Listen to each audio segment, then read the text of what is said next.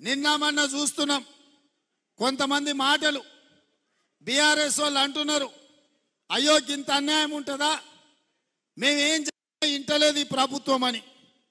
10 ఏళ్ళు మా కార్యకర్తల్ని కొట్టి సంపి కేసులు పెట్టి జైళ్ళలో పెట్టినప్పుడు కేసీఆర్ ఎక్కడ పోయింది రాజనీతి, ఎక్కడ పోయింది ప్రజాస్వామ్యం? ఆనాడు మేము నీలాక దొంగ దెబ్బ తీస్తలేం, నీలాక అక్రమ కేసులు పెడతలేం, బాజాబ్తా ప్రజల చేత ఎన్నికై ఇక్కడికి వచ్చినాం.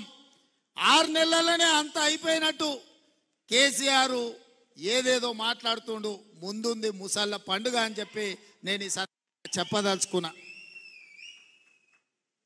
ఇవాళ ఆ ఎమ్మెల్యే పోయిండను, ఈ ఎమ్మెల్సీ మారిండను కేసీఆర్ సన్నాయి నొక్కులు నొక్కుతున్నాడు.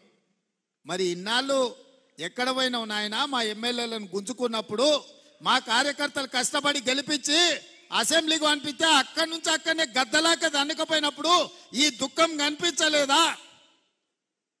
ఇవాళ ఎందుకు వచ్చింది? ఎన్నికైనా నెల తిరగక ముందే ఈ ప్రభుత్వాన్ని పడగొడతాం, ఈ ప్రభుత్వం పడిపోద్ది అని చెప్పి బీజేపీ వాళ్ళు బీఆర్ఎస్ వాళ్ళు ఒక్కటై కుమ్ముక్కై మన ప్రభుత్వాన్ని పడగొట్టాలని చూసిరు. ఈ ప్రభుత్వం ఉండనే ఉండదు, 3 నెలలు కూడా ఉండనీయమని చెప్పి బీజేపీ వాళ్ళు బీఆర్ఎస్ వాళ్ళు మాట్లాడలేదా? ఇవాళ అక్కడి నుంచి ఈ భూమి మీద బీఆర్ఎస్ఏ ఉండదు, పాతాళానికి పోయిందనే పరిస్థితి వచ్చింది. కాంగ్రెస్ పార్టీ కార్యకర్తలతో పెట్టుకుంటే నీ పార్టీకి పుట్టగతులు ఉండవని నేను ఆయల్లో చెప్పిన.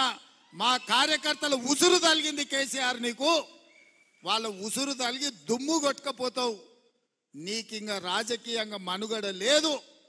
ఇప్పటికైనా నువ్వు అర్థం చేసుకొని ఈ తెలంగాణ రాష్ట్రాన్ని సోనియా గాంధీ గారు ఇచ్చిండ్రు, ఈ తెలంగాణ రాష్ట్రాన్ని అభివృద్ధి పదం వైపు నడిపించాలని మేమందరం కష్టపడుతున్నాం.